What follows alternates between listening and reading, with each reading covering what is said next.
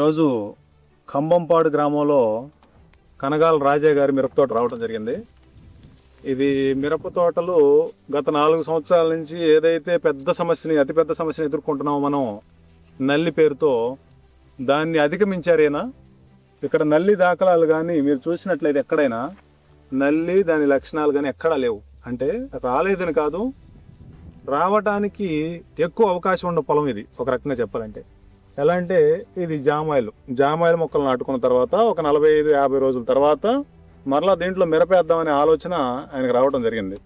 నేను అప్పుడు ఆయనతో మాట్లాడే సందర్భంలో, వద్దండి అది రిస్క్ అవుతుంది, ఇప్పటికే రసం పీల్చే పురుగు, నల్లి ఇలాంటి సమస్యలు ఎక్కువగా ఉన్నాయి, జామాయిల్ తోటలో నివారించడం చాలా కష్టంగా ఉంటుందని చెప్పడం జరిగింది.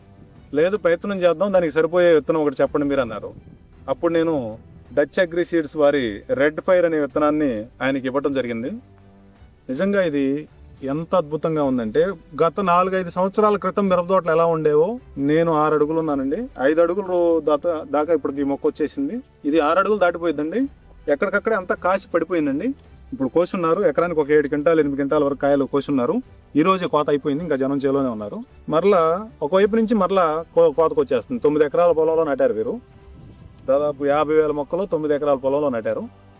ఇది మంచి దిగుబడి వస్తని ఆశాజనకంగా ఉంటుందని చెప్పి ఆశిస్తున్నాము. ఒకసారి రైతులు ఇలాంటి విత్తనాన్ని సెలెక్ట్ చేసుకొని ఖర్చులు తగ్గించుకొని, పెట్టుబడిని తగ్గించుకునే మార్గం చేసుకోవాలని అందరికి తెలియజేయడం జరుగుతుంది. అంతేకాకుండా ఇక్కడ రసం పీల్చే పురుగుకి ఒక ఆసరాగా ఇది జామాయిల తోట, దీని పక్కనే సుబాబులు, చుట్టూ చూసినట్టయితే మొత్తం జామాయిల తోటలే, ఎక్కడా కూడా వేరే ఖాళీ పొలం లేదు, అంతా జామాయిలు. 1.5 year 2 years తోటల మధ్యలో, నడి మధ్యలో ఒక 9 ఎకరాల పొలంలో 50,000 మొక్కలు నాటివారు. ఈరోజు 8 సార్లకు ఒక చోట ట్రాక్టర్ పోయే విధంగా ఒక దారిని ఏర్పాటు చేసుకొని, మందు స్ప్రేయర్ కూడా దాంట్లో పోవటం, మనుషులతో పని లేకుండా, పోసుకున్న కాయల్ని అదే ట్రాక్టర్లో తీసుకెళ్ళడానికి అనుకూలంగా ప్రతి 8 సార్లకి 8 లైన్లకి 9 లైన్లకి ఒక చోట దారి వదులుకున్నారు.